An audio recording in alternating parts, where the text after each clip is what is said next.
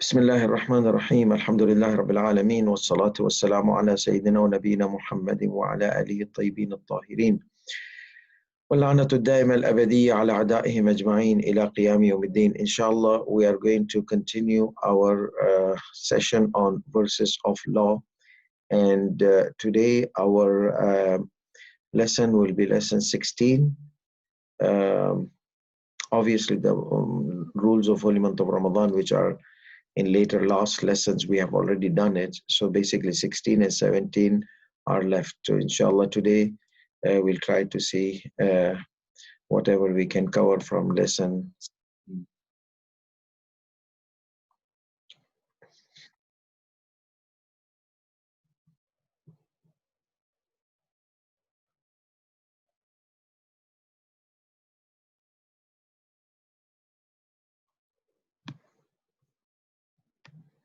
Okay.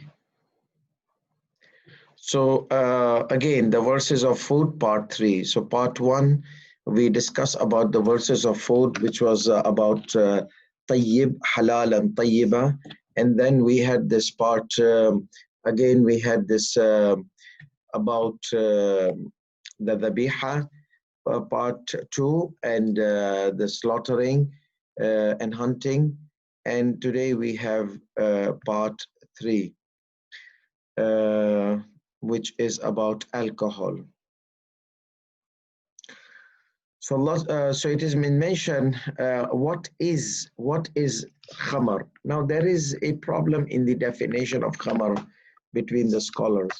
Some of the scholars, they say that Khamr is a title only on grape fruit, fermented fruit juice. Okay. So Khamr means fermentation, basically. Khamr means fermentation. So we are talking about fermentation of the fruit juice. So in general, ulamas, they say any alcoholic beverages which is made out of fermented fruit juice, it is considered najis and haram. It is considered najis and haram.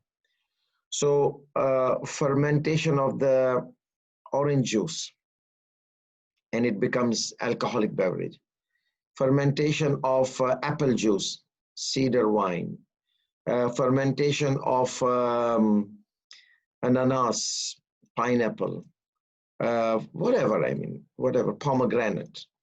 They used to make wine out of pomegranate as well.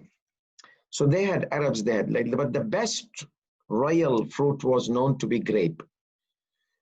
So, and it was most popular, and it was the best in that time. I think in every time. That's why wine is out of the grape, because in Swedish grape is called vin. So vindru, something like that. Anyhow. So we have this wine and vin and vindru, and so it is vineyard. So somehow this word is related with grape mostly. So grape fruit, fermented fruit juice of grape is definitely known as Khamr. But can we apply this definition to all the other types of wines? Or alcoholic beverages. To be specific, wine is now grape juice. So Sayyid al-Khuy Quddasa Sirruh had said yes. Every fruit, fermented fruit juice, alcoholic beverage made out of fermented fruit juice is haram plus najis. Because the evidences which says Khamr is haram, it says Khamr is najis. And evidences says that every alcoholic beverages made out of fermented fruit juice is forbidden, and it's Khamr, so it's najis. Sayyid Sistani disagrees. He says yes, haram without any doubt. But he uses the same methodology of Sayyid al-Khuy. Sayyid al-Khuy would question, what is your evidence? Okay, for this we all agree, but when you want to stretch, what is your evidence to stretch? So stretch the rule of haram to rule of najasat. So we have something which is haram. Not everything haram is najis. Not everything haram is najis. Okay? So there are things which are haram, but they are not najis. Like the seafood, like crabs and shark and all these kind of things are haram, but they are not najis. More example, um, horse urine, camel urine, or their dung, or whatsoever. They are pure.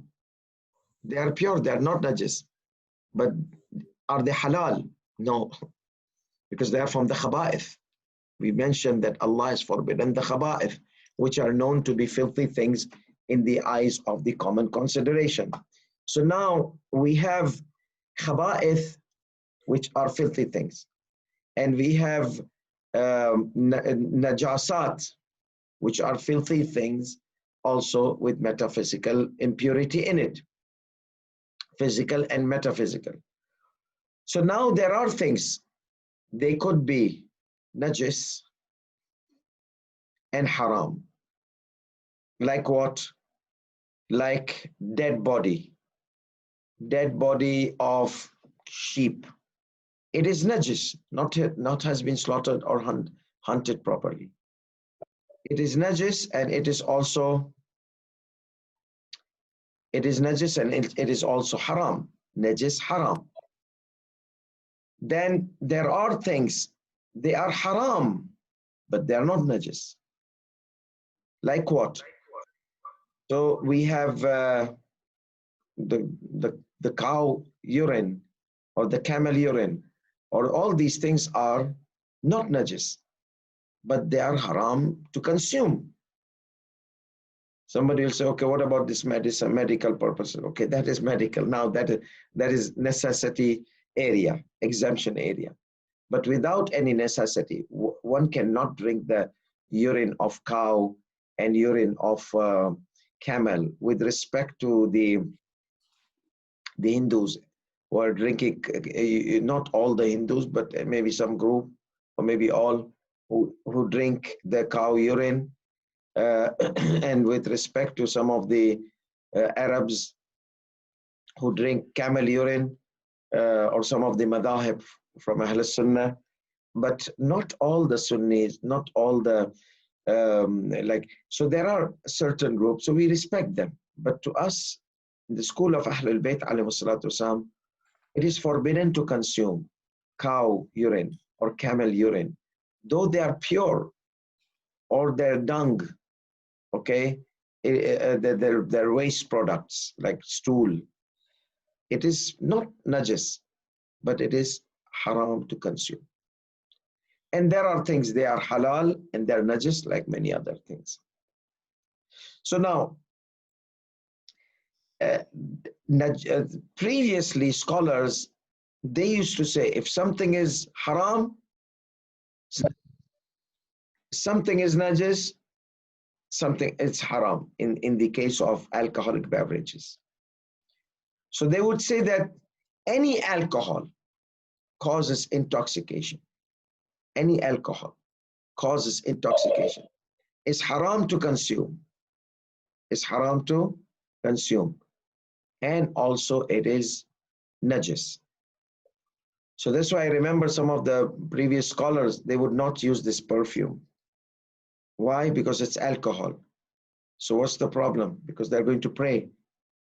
They don't want to fist on themselves and then they come pray, and they would consider the salat batil.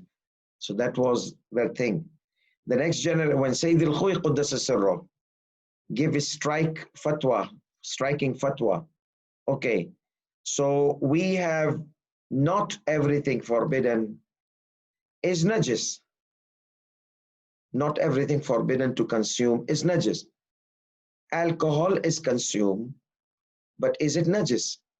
Alcohol is forbidden to be consumed, but is it najis? That was the question. Is it najis? So he said the evidences only indicate the impurity, the najasat of the alcoholic beverages, made out of fermented fruit juice, Khamr. So to him, Khamr was any alcoholic juice made fermented fruit juice, alcoholic beverage made out of fermented fruit juice. This was najis to him. Any other alcohols, they are not najis. They are not najis, but haram. Like bhang, or like somebody makes like chemical dopes and this and that, so make in a liquid form.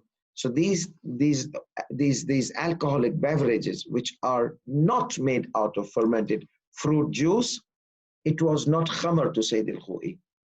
So he said that these are pure, like perfumes, pure, but the medical alcohol, pure. However, they are not najis. They are not najis. So they are haram. However, they are not najis. You can't drink it, but they are not najis. So he said the evidence indicates only the najasat of the alcoholic beverages made out of fermented fruit juice because they are khamr. Sayyid Sistani says no. He's the student of Sayyid al-Khou'i. He uses same methodology, but in application he disagrees with Sayyid al-Khou'i. He says, if we say that alcoholic beverages made out of fermented fruit juice are najis and are haram to be consumed, I agree they are haram to be consumed because they are intoxicants. However, what is the evidence that other than khamr, from the fermented fruit juice, are najis? He's saying, what is the evidence? So Sayyid al-Khou'i considered khamr, all of these khamr. Sayyid Sistani considers khamr only made out of grape juice, the literal wine. That is haram and najis. All the other types of metaphorical wines or alcoholic beverages made out of fermented fruit juice or non-fermented fruit juice, okay, like any non-fruit juice or whatever alcoholic beverages, they are haram to be consumed, but they are pure, to say this is done. So wine has some strict rules. And that is what many religions they use in their religious gatherings, such as Jews and Christian, because for the Christian, Jesus considered it their blood, many Christians. It is my blood. So blood of Jesus is, according to Islam, it cannot be najis and haram to be consumed. Some kind of resemblance, because khamr is, as we are going to say, is filth. So it is impossible to us, to Muslims, that Jesus might have said that. Impossible. And either previous nations in Bani Israel. So khamr is khamr, known, red zone, according to the Muslims in all the religions. And yes, when Islam came and saw many religions, they have changed the laws of rules. And even idol worshippers, Meccans, they were like consuming alcohol. So that's why Islam came and forbade this gradually, one after another, step by step. So that is something which you need to know about why Sayyid Sistani says khamr, all the alcoholic beverages other than wine, grape wine, is pure but haram to be consumed, but grape wine is najis and haram. And Sayyid al-Khou'i, he says all the alcoholic beverages, because to Sayyid al-Khou'i, khamr definition is on every alcoholic beverages made out of fermented fruit juice. To Sayyid Sistani, no, it is limited to wine as a khamr, okay, a grape wine. So let's see, what do we have today after this introduction.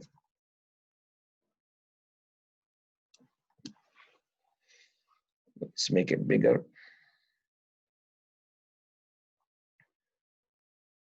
Yes. So now literally, what does khamr means? That is what Sayyid al-Khou'i might have taken. So Sayyid al-Khawi refers to, or even any other scholars refer to the linguistic meaning. So what is the linguistic meaning? It says here اسم لكل ما خامر العقل وغطاه. خامر means blended inside the mind. That means it takes over the mind.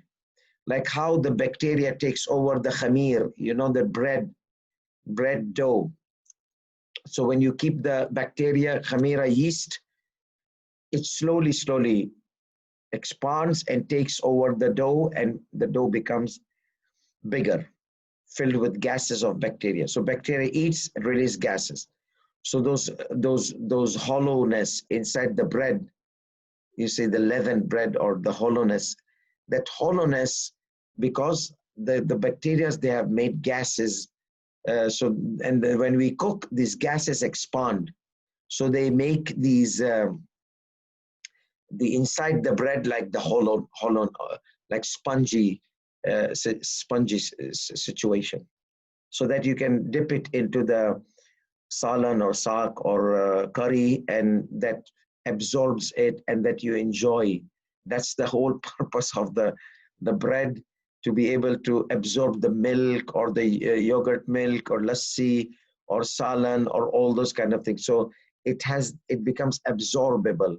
The thin bread absorbs, but it acts like a wrap, a piece of paper kind of. So that's why the thin bread is used in shawarma, because there's not too much curry in it. But wherever there's curry and liquid stuff, they like to use the burger kind of sponge, because burger has a lot of mayonnaise and this and that, and a lot of ketchups and a lot of dressings are kept. So these are like wet. So the spongy bread soaks it up. Now this is not our lesson, but just the khamir. What is the khamir? It takes over invades the whole thing. So this khamir, the alcoholic beverages, invades the whole mind, takes over the mind. Okay, the thought process. It fills the gaps of the synapses, the connection of the nervous cells, and it tries to interrupt it. The way khamira makes gaps in the bread, this khamr, alcoholic beverage, makes like gaps in the synapses. It takes over, so people cannot think properly. Their thinking process becomes shady. You see why? Because those chemicals have been replaced with khamr, instead with alcohol in the mind. So those chemicals which transmit the currents, the electric currents between the synapses and between the cells, there's liquid which is called acetylcholine. Then acetylcholine or acetylcholine is now replaced by alcohol. So then there is a disturbance in the thinking. So it becomes the brain becomes intoxicated. It's not sleepy, but can't think. So there's a difference between somebody, because many people, they ask, what about somebody if he drinks lassi or this yogurt milk, and then he feels drowsy, he wants to sleep. So see, there's a difference between drowsy and between becoming intoxicated. Drowsy is like feeling lazy, sloppy, just looking for a bed. Intoxicated, no, he's aware like horse, but he's lost his balance. He can walk, he can talk, but at some point he will drop down and he will become tired. But once he's intoxicated, there's a lot of, because wine has high concentrated saccharides or carbohydrates. So it makes a person active or hyperactive, but lost his balance. So there is a lot of energy in the wine, but then also it creates an imbalance in the mind. So that's the difference between lassi, which you are aware that you are who you are, but you are drowsy. But that person, he has lost his mind totally. He doesn't know his mother, he doesn't know his sister, he doesn't know his daughter, he doesn't know anyone. He just knows himself in a different state. The mind, lost of mind. That's why khamar al-aql. The mind has been overtaken by and khimar, and also it's from covering. So the Khamr covers the mind, like hijab. Hijab, there is an ayat in the Quran, وَلْيَضْرِبْنَ بِخُمُرِهِنَّ. So they should cover their khimar, they should put their khimar on their head, okay, cover their head. So Khamr has no exact word-to-word translation into English, okay, from Arabic. The closest words in the dictionary to be found are liquor, wine. The problem of the word, the problem with the word wine. The problem with the word wine is that it is made from grape juice, from the grape juice. It's made from the grape juice, like fermentation of the grape juice. Okay, so it is made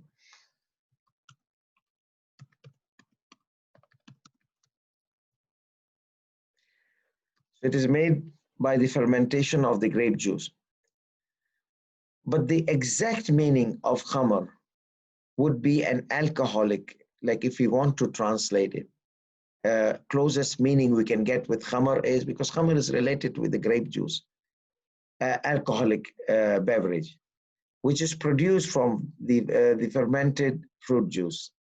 So it is the definition is expanded from grape to all the fermented fruit juice, from grapes or any other fruits, because not every kind of alcohol is made from fermented fruit juices, and not every intoxicating beverage is produced from the fermentation of fruit juice. That's obvious. In the narrations, when this verse was descended, there was no grape wine in Medina. So that is why some of the scholars, they say there was wine in Medina, but not grape wine. It was made out of date and honey. But this is an opinion. Other opinion says no. I mean, wine was so popular in Arabia, grape wine, because in Medina there were Jewish people. Okay, I don't know about the previous Jewish people, but some of the Jewish people we knew in United States, they would have this breaking of the fast in a small cup of wine. So we were going to be in trouble because they invited us, so we went there in the holy month of Ramadan, which was their day of fasting as well. So we had a interfaith breaking fast. So they announced that there was like one red cup and one yellow cup. So they said that they got confused because there are two colors. So one is grape juice for Muslims and one is wine for Jews. It's the small cup to break the fast, like they break the fast with this small cup of wine. So all our community members, they took that color. Now I don't remember exactly which color we were supposed to take. So we took this cup. And some of the mu'minin, they were so thirsty that they were going to drink it. Then another, sorry, no, this color is wine and that color is grape. Oh. All of them, like, we're almost going to drink the wine. Subhanallah. So this was the situation. So if you are in the interfaith gathering, please be careful. Just make sure the coloring, double check the coloring of whatever is going to be served to you, and whether it is alcoholic beverage or non-alcoholic beverage. So that's why, so maybe like is it an ancient tradition of Jews? Because these were Orthodox Jews kind of thing. Some of those like not Orthodox, like religious Jews. So some of them, they say because it was like date and honey and it was called Khamr. So that's why Sayyid al-Khuy says that Khamr is like every intoxicating beverage, not necessarily made out of fermented grape juice, but every fruit juice. So like dates. So the ruling of Khamr is applied on every intoxicating agent. This is not the fatwa of Sayyid Sistani. Yes, forbidden, yes, but not the najasat. So we are talking about forbidden. The ruling of Khamr is applied on every intoxicating agent, liquids, pills, injections, powders, fumes, For all it is prohibited based on the specific narrations indicating the similarity of the rulings of the prohibition of consuming any and every intoxicating agent to khamr. A famous hadith says, Kullu muskirin khamr, or every intoxicating agent is khamr. So, we can't say, okay, what is the evidence of drugs is haram, like intoxicating drug, because now there's another issue. Now there are drugs, there are things they chew, this qat or mirungi, or I don't know, so there is a debate on that, whether it is intoxicating or making you drowsy. So if it is intoxicating, then it is prohibit. If it makes you drowsy, then it is not prohibit. However, if you doubt, then as a precautionary measure, you must avoid it unless you are sure that it is not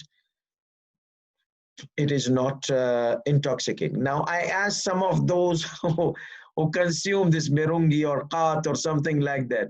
They said it is not intoxicating. We are in our full alert, but we are kind of in a state of calm, in a state of like those tranquilizers. The doctor gives you tranquilizer or something to sedate you, or something like your mind is there, but you have taken a painkiller or something like that. So I don't know. I can't say anything. This is the testimony of these people. And there are people, they say, no, it causes some kind of intoxication, some kind of loss of mind. Anyhow, you are to decide because alhamdulillah, we never consume these kind of things. Neither say the Sistani has. So so is mirungi or is qat or is these kind of drugs, the herbs which are used, are they drugs? They are drugs, but are they intoxicating drugs, or are they just they make you relax? You have to decide. And if you doubt, avoid it until you are sure, because it's a serious crime in Islam. Therefore, the powders, fumes, injections, for all, it is prohibited based on the specific narrations indicating the similarity of rulings of the prohibition. So, عن الإمام الباقر عليه السلام قال قال رسول الله صلى الله عليه وسلم. This is a famous between Shias and Sunnis. It's almost mutawatir narration. كل مسكر خمر. Every intoxicating agent is khamr. That means what? That means it is haram. Is it najis? A previous ulama says yes. This includes this hadith is inclusive of najasat. Sayyid al-Khuy says no. It is inclusive of hurma, not najasat. Najasat requires extra evidence.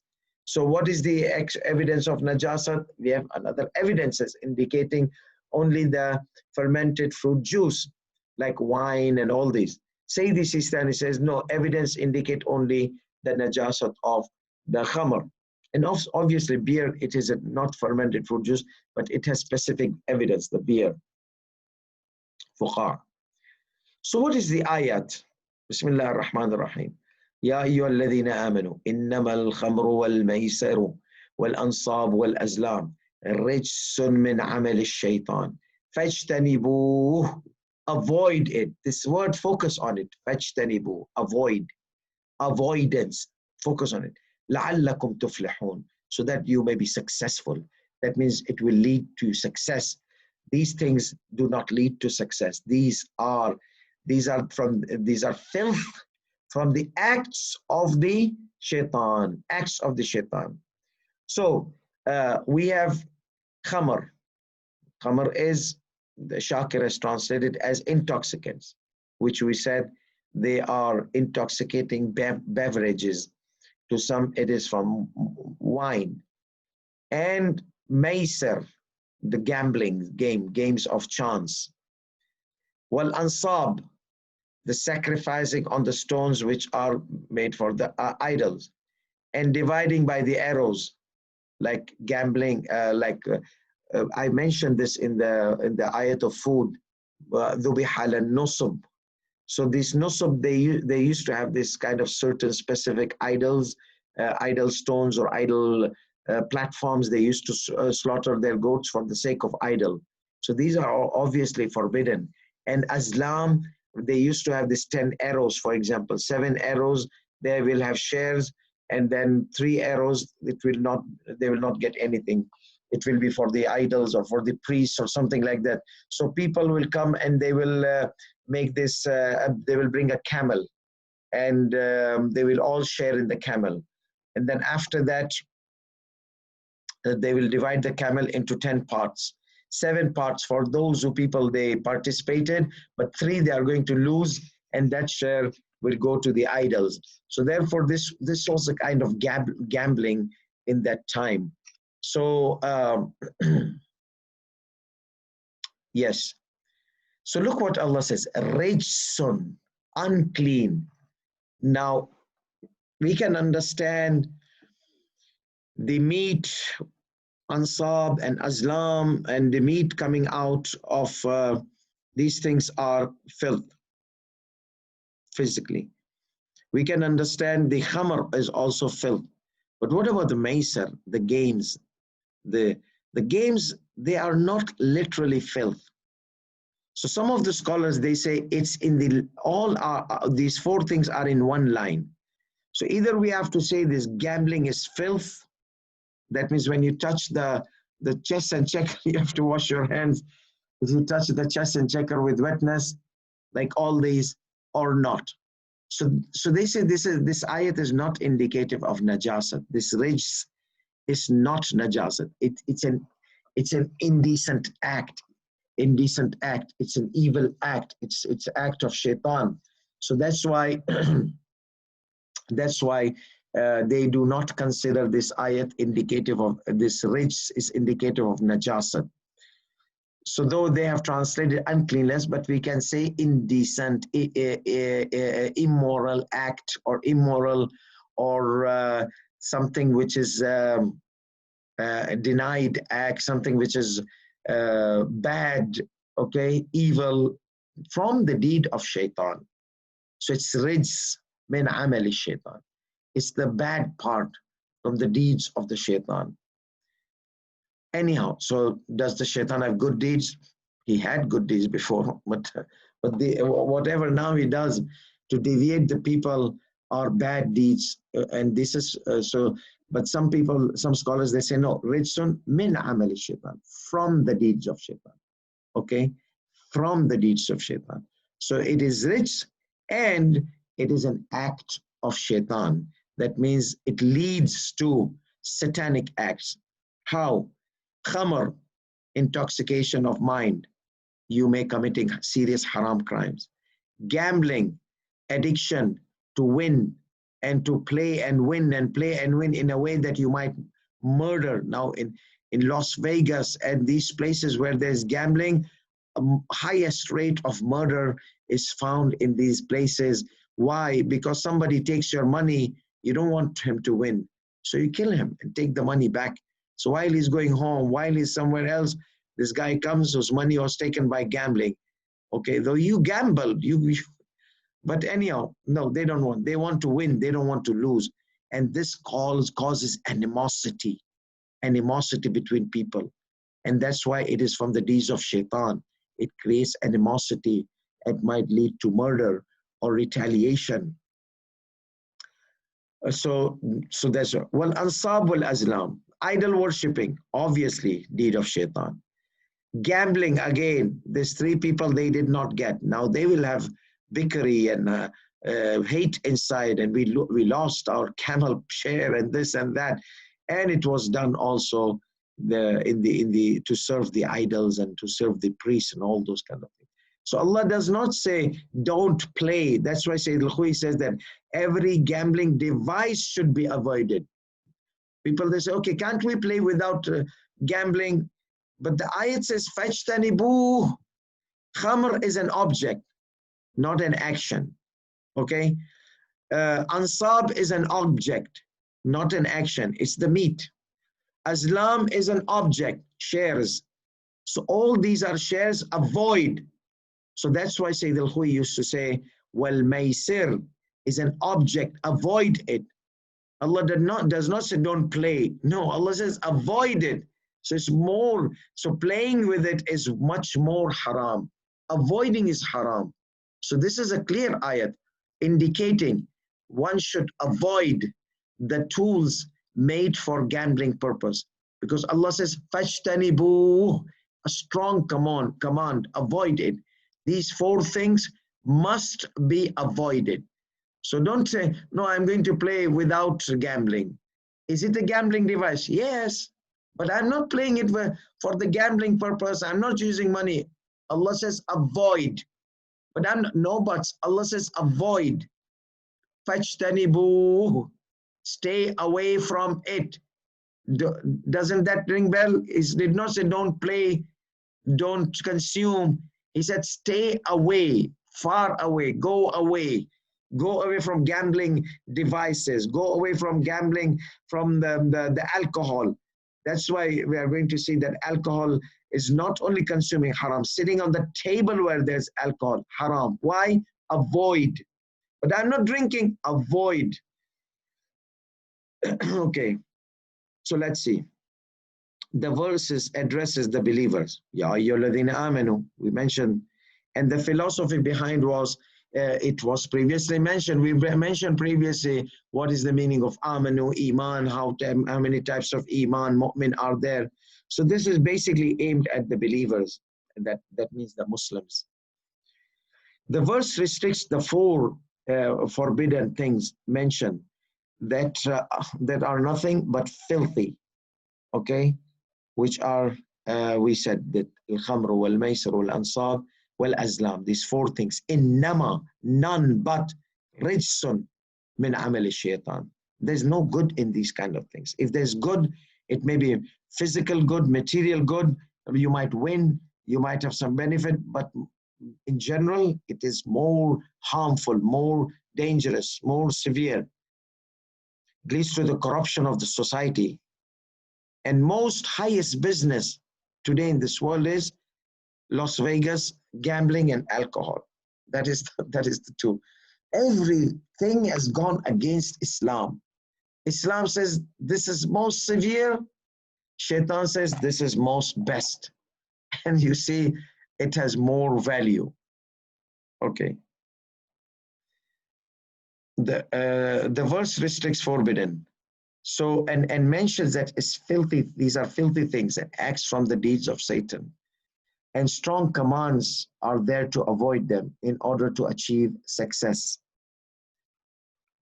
Committing one of the four things is going to cause loss and failure in spirituality and physically. Failure spiritually and physically, both in this world and the world hereafter. It is obvious that committing these things is going to please the devil and will make the sinner closer to him and will displease Allah subhanahu wa ta'ala and make him in distance. So the distance and distance the person from Allah subhanahu wa ta'ala. That is the biggest loss. Okay. Now, another ayat. What is the plan of shaitan? Why does he want you guys to have gambling and drink alcohol? So here, ayathani, innama, what is shaitan's purpose? Is he a businessman? Does he own business of alcohol and gambling? Does he have a bar in Chicago or a gambling place in Chicago or in Las Vegas or something like that, or San Francisco? I don't know. I keep hearing these whenever there's gambling. I know Las Vegas is on the top, and then Chicago, and then maybe San Francisco and Florida. Anyhow, so the shaitan only desires to cause enmity and hatred to spring in your mind, in your midst among you, by means of intoxicants and games of chance. So again, Khamr and maisir, gambling and alcohol. He wants to create animosity amongst you and hatred. I have seen it with my eyes. People, they gamble in Pakistan, India, they murder, they cause murder. Okay.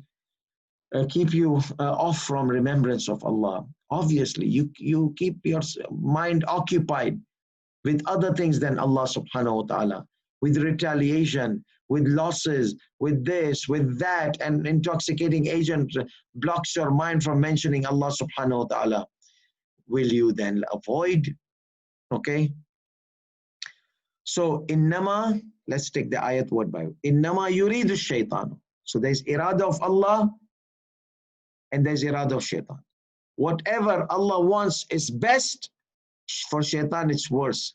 Whatever Allah wants worse is for shaitan best. إنما يريد الشيطان أن يوقع بينكم العداوة والبغضاء. Shaitan is one plan. The way he caused animosity between Habil and Qabil, and between the nations and tribes, and wars, and murdering, and killing, which is continuing until now, that's from the plan of Shaitan. That Muslims kill Muslims, Muslims and human kill human, they murder each other. This is all plan of the Shaitan. إنما يريد الشيطان أن يوقع بينكم العداوة والبغضاء, animosity and hatred. This is irada of Shaitan. How? في الخمر والميسر, through consuming the intoxicants. Okay. ويصدكم, what is the next plan of Shaitan? ويصدكم عن ذكر الله وعن الصلاة.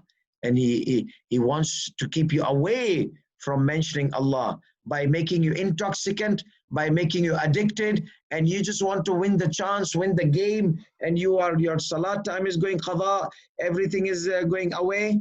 That is the plan of Shaitan, to keep you away from salah. فَهَلْ أَنْتُمْ مُنْتَهُونَ. So are you going to avoid, O believers? So aim of Shaitan is nothing but causing animosity and hatred between the believers by consuming alcohol, which causes loss of mind, by the gambling, which causes animosity due to greed of wealth, for wealth. Okay. The second aim of Satan is to keep a person away from remembering Allah and Salat by blocking the mind and losing it, or by preoccupying it with the wealth concerns associated with gambling. The last statement, will you then avoid or will you then stay away, means that after knowing all of this and knowing the aim of Shaitan, will you continue even to do this? This exclamation question indicates the prohibition of Allah for these acts. That means after knowing these two important threats, you are supposed to avoid these two threats. In the previous verses, the command was فَاجْتَنِبُوهُ, is a direct indication to avoid consumption of khamr and participating in gambling, meaning it is forbidden and haram to do such things.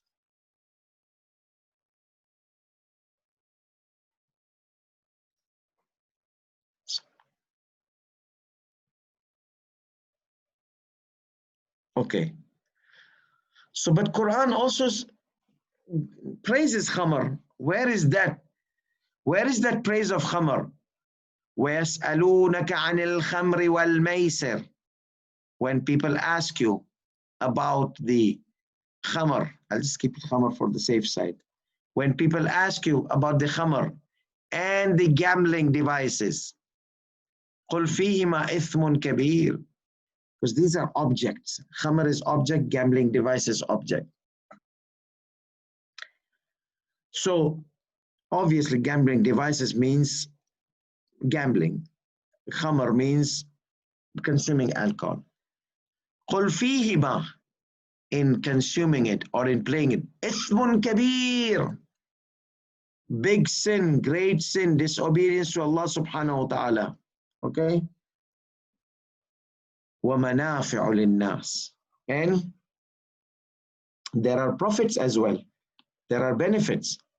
So for the people, see, not for the believers.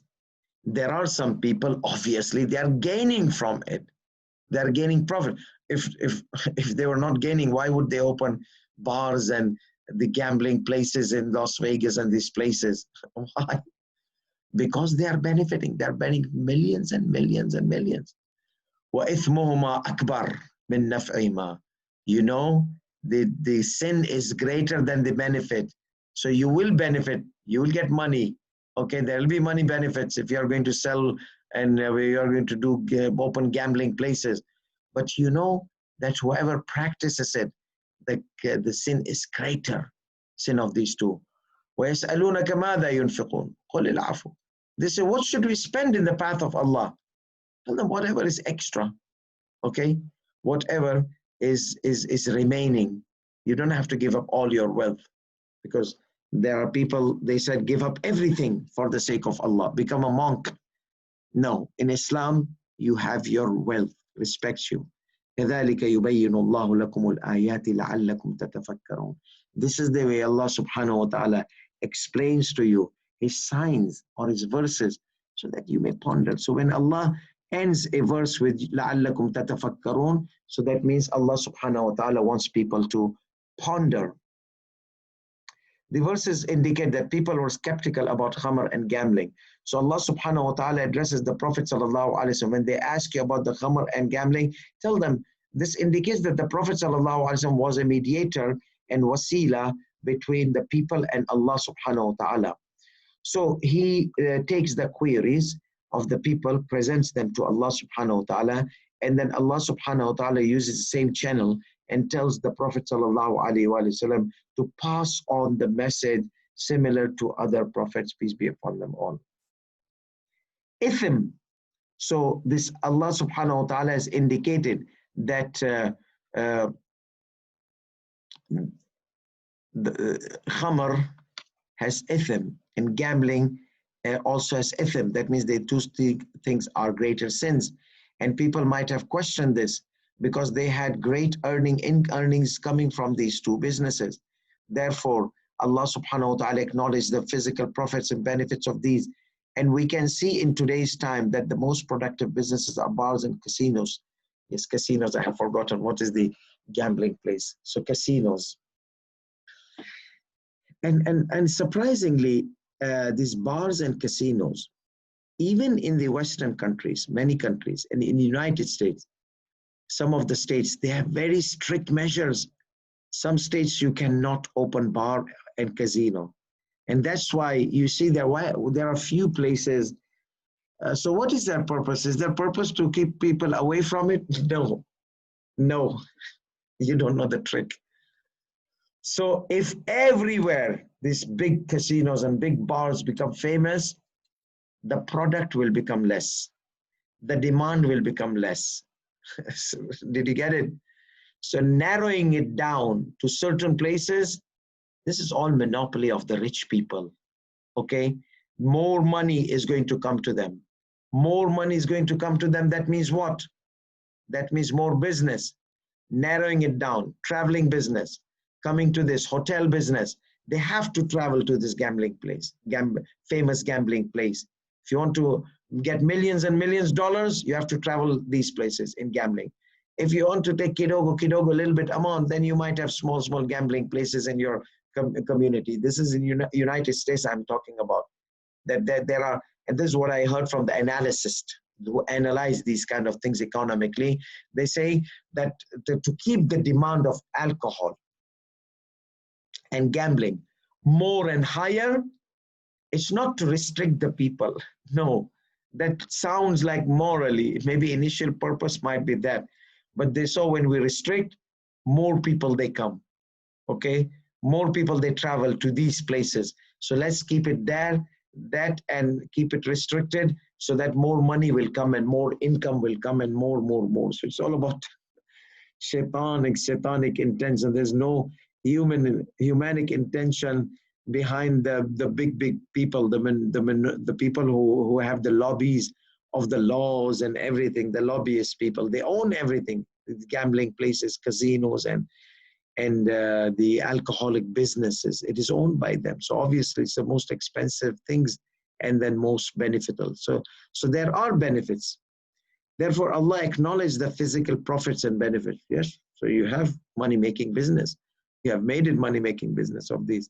And we can see in today's time that the most productive business are bars and casinos. So we can see that each of these business encompass some each other. Bars of gambling means and casinos that serve alcohol. They are all interlinked. Subhanallah. And Prophet ﷺ said 1,400 years associated these two together. Besides the acknowledgement of Allah subhanahu wa ta'ala of the prophets, he mentioned that a sin associated with them is great, okay, the great loss of performing them is a spiritual loss, which is severe distance from Allah subhanahu wa ta'ala and His pleasure. The disadvantages are greater. Ithmuhuma akbar. Okay, Allah subhanahu wa ta'ala said that ithmuhuma akbar min naf'ihima. The benefits, the sins are greater than the benefits. Obviously, even if it is a small sin, it is greater than any benefit of this world. Because when you disobey Allah subhanahu wa ta'ala, it is much more worse than all the wealth of the world and the treasures of the world. So, yes, the disadvantages. Stealing causes increase in profits and increase in sin. The sin is much greater. Ya ayyuhalladhina amanu la taqrabu as-salata wa antum sukara. I think I'll just take these two verses and stop. Bismillahir Rahmanir Rahim. Oh, you believe. La taqrabu as-salata. So then Allah subhanahu wa ta'ala wanted to wean them out of the alcohol. Okay, this is a weaning process. Slowly take them out. You take them out once, they will become crazy. So you have to, because many people, they want people to become Muslims and mu'min and do tawbah. They give them like a lot of lectures of adab al-qabr and this. So these people, they really become like so much affected. And they just want to stop alcohol and they stop it immediately. And then when they have this urge, because they got addicted, urge, they control and they control. They can't control. And they end up into becoming crazy. Okay, do crazy things until they are given some alcohol. So the basic, and these people, they will try to drink alcohol secretly. In front of you, they did tawbah. But they can't. The addiction of alcohol is so severe and serious that people cannot easily, unless if somebody really asks Allah subhanahu wa ta'ala's help, then for sure Allah subhanahu wa ta'ala will help him. La taqrabu salah. So then this ayat came. So that was first to tell them, guys, there are benefits, there are severe sin. And if you, God forbid, do it due to your addiction, do not come close to salat and you are in an intoxicating stage. Okay? So once you are off your intoxication, then come and offer. Hatta ta'lamu ma taqulun. So this is the aim of salat, to know what you are saying. We cannot pray salat like parrots and just say, do some kind of acrobatic exercises and some mumbling the words and that's it. No, we need to understand. And that's why do not come close to salat and you are in the state of intoxication, so that you may know what you are saying. Allah prohibits a person from offering salat in the intoxicated state, because the intoxicated person loses part of his mind, senses and awareness. If not entirely, if not entirely, part of his gone.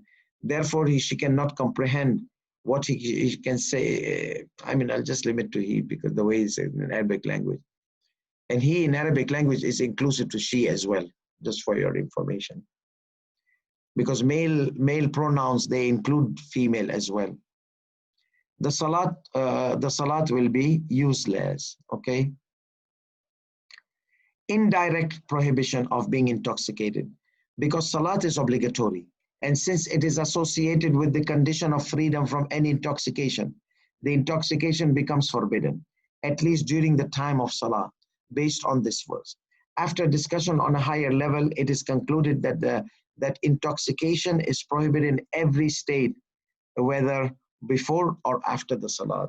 So therefore, a person is not that, okay, I'm going to drink alcohol at night, so until Fajr I will be aware and I'll be awake. So state of intoxication will go away. We say it's not like that. It's all the cases, okay? But so how was this weaning process? So if the alcohol, I don't know how much it lasts. I'll have to check Mullah Google on that, or you can check. So basically, if intoxication lasts for 5-6 hours. So after Salat al-Fajr, they used to drink alcohol, consume alcohol until Dhuhr time, it would be weared off, if it wears off. Then they will pray Dhuhr. Then they can't, because then they have to pray Asr. Then they can't, because in short time they will be praying Maghrib. Then they can't, because they will be praying Isha. Then they will consume. So they might have enough time until Fajr. So it's not permissibility to consume after Fajr or after Isha Salat. No, it's not like that. It is just trying to let you know that your Salat will be invalid. So this rule is not talking about the permissibility of the alcohol. This rule is talking about the validity of the Salat. Allah doesn't want you to be in the intoxicated state when you are communicating with Him. So this is not saying Khamr is halal other than Salat time. No, this ayat talks about validity of Salat. La taqrabu Salat. That means it's forbidden for you to consume alcohol, which will make you intoxicated and which will prohibit you from offering your Salat. So Sayyid al-Khuy has a problem with this gradual prohibition to certain level, but majority of the ulamas, they say there is a kind of sense of graduality, okay? Some scholars consider that the 3 verses mentioned is indication of gradual prohibition of the alcohol in 3 stages.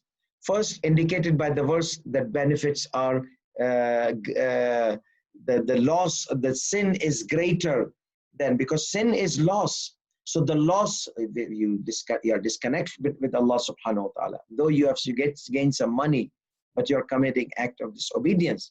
So therefore, the loss is greater. The sin is greater than the benefits. So still, people used to consume the alcohol. So this was like just a kind of putting in the thought of the mind of the people that something is problem with alcohol. Then the scholars, they say the prohibition of being intoxicated during Salah.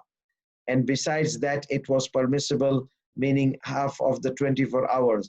The companions could not consume Khamr in order to be intoxicated. They would have to abstain at midnight in order to avoid the intoxicated for Fajr and avoid the intoxication in the morning, in order to avoid not to be intoxicated for noon prayers, and so on. So there was like minimizing limitation. In this Khamr state, consumption became very limited and minimized. Finally, when they were ready to accept the final absolute prohibition, the verse in Surah Al-Ma'idah was descended. Pajtanibu kabisa, stop it, punkt, slut, period. So directly, prohibition is stopped. This kind of gradual prohibition is debated amongst the scholars, and it also depends on the research of the sequence of the descent of these 3 verses. So are these verses really they came down like in that sequence or not? Or this is the conclusion of the Mufassirin? I'll just mention, I'll just mention these narrations quickly and we'll be done with this lesson. So bear with me 5 minutes. We are done with Ayatul Ahkam. Just I wanted to add these things. So the narrations, the Khamr was embedded and most beloved to the Arabs. It was in the mind of the Arab. Khamr. The poetries of Khamr, everything is Khamr. And when Arabs, and mostly when they drink, they consume alcohol, they consume it horribly. Like for example, if non-Arabs or non-Arabs will consume alcohol in Western countries, you'll see they will have like this wine in a small cup and just at the end this much like juice kind of thing, you see, because they know the harm of it.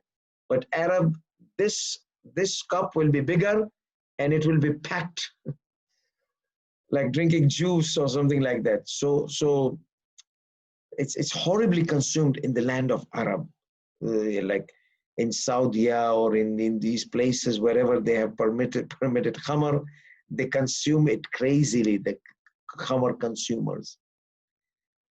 La hawla wa la quwwata illa billah. But based on the narrations for forbidden that forbid from the beginning as in previous nations. So the Khamr was haram from the previous nations. So Islam doesn't need to come and gradually say. Islam says just stay away from Khamr. Okay? Stay away from Khamr. That's it. Because you know that other nations, they don't consume. If you want some time, you can wean off. But Khamr making halal, no. Khamr was never halal. وعنه عليهم السلام أول ما نزل في تحريم الخمر قوله تعالى. The first thing which was mentioned in forbidding the khamr and this ayat, يسألونك عن الخمر, the ayat of the benefit and the harm. Okay, in Surah Al-Baqarah. فلما نزلت, when this ayat was descended, أحس القوم بتحريمها. They felt that it's haram because ithm, there's a sin in it, and the sin is greater.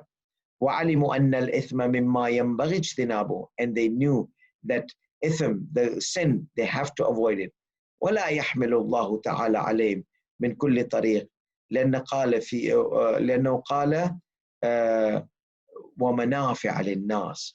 So Allah subhanahu wa ta'ala had made a general statement that yes, there are benefits.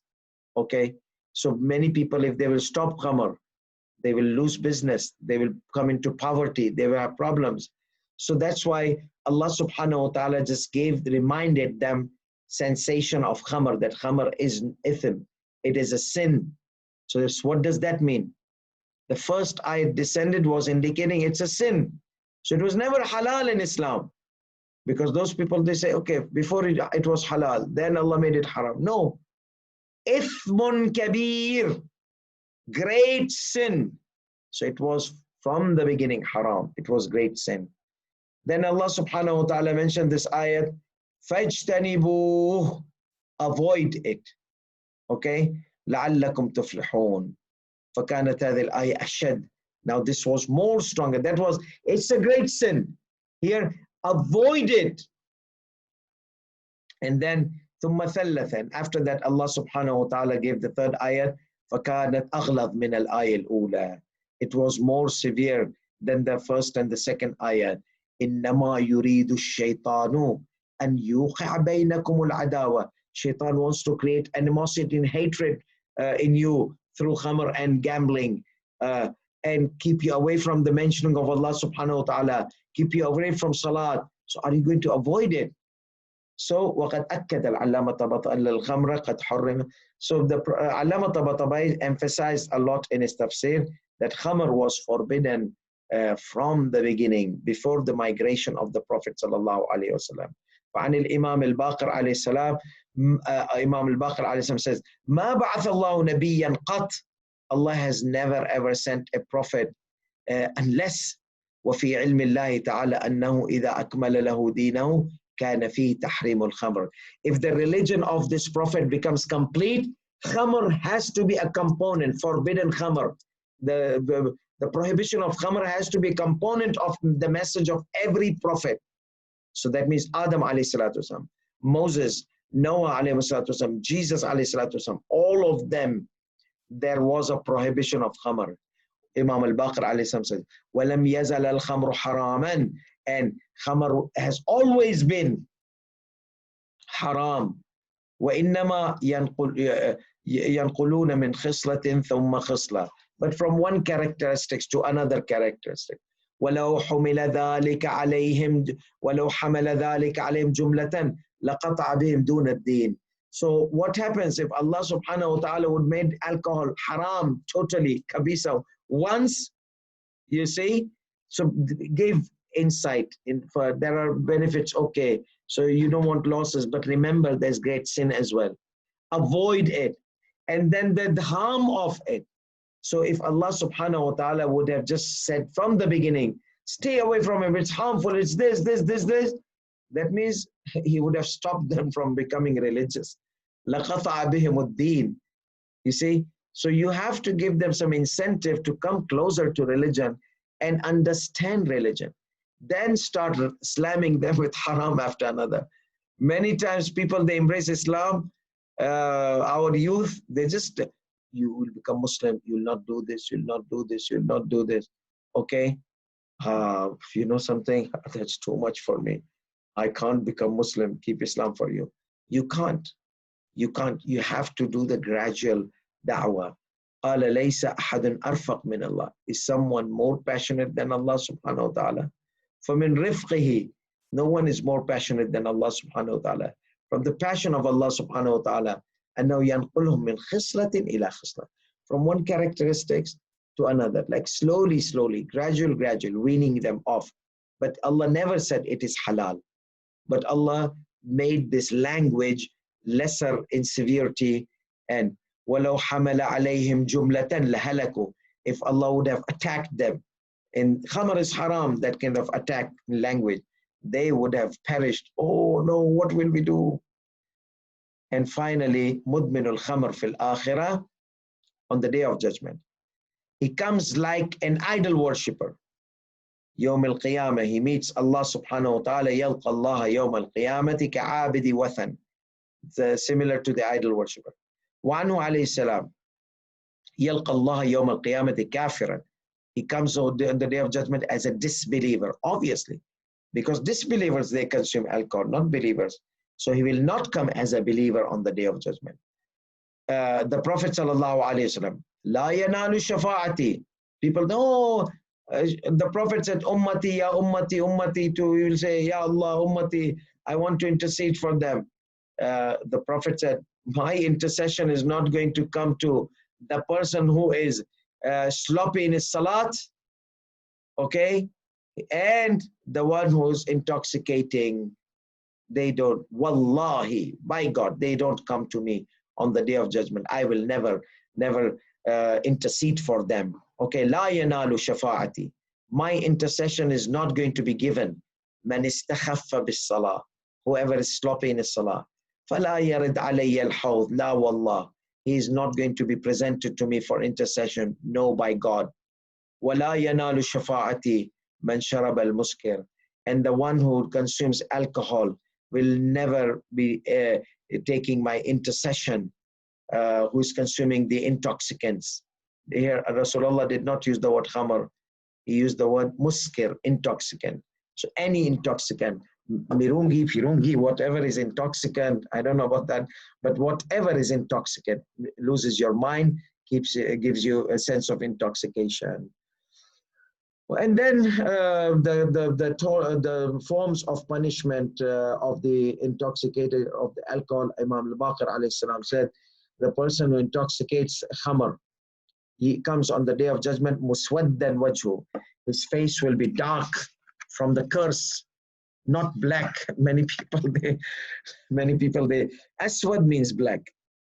But this is a metaphor. It's not people will come black on the day of judgment because of the curse. No.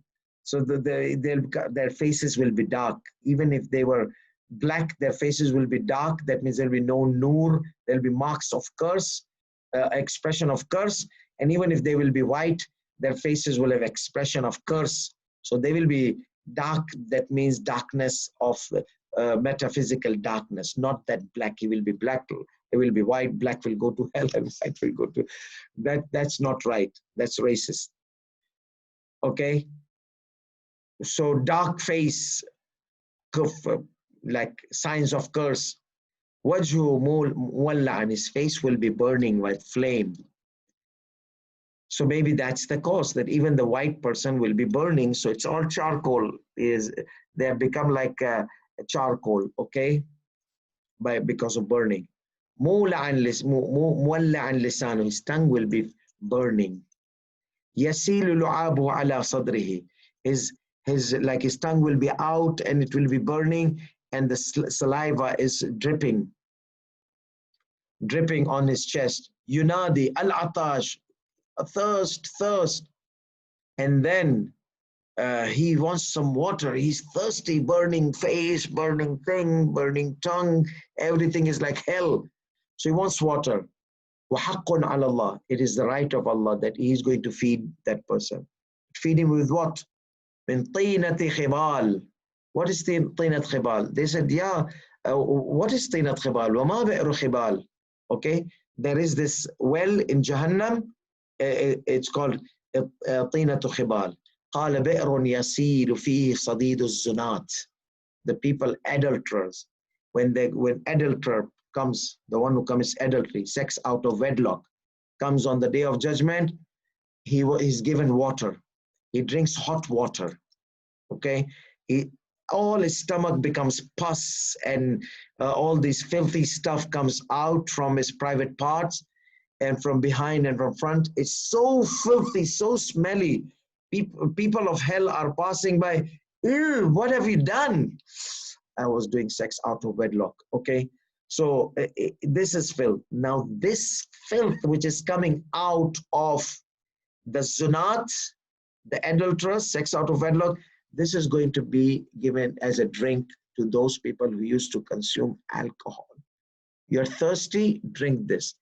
Filthy, smelly, foully, hot, worse, and they will be given that. May Allah keep us away from this adab. Ameen Rabbil Alameen. Wa akhiru da'wan alhamdulillahi Rabbil Alameen.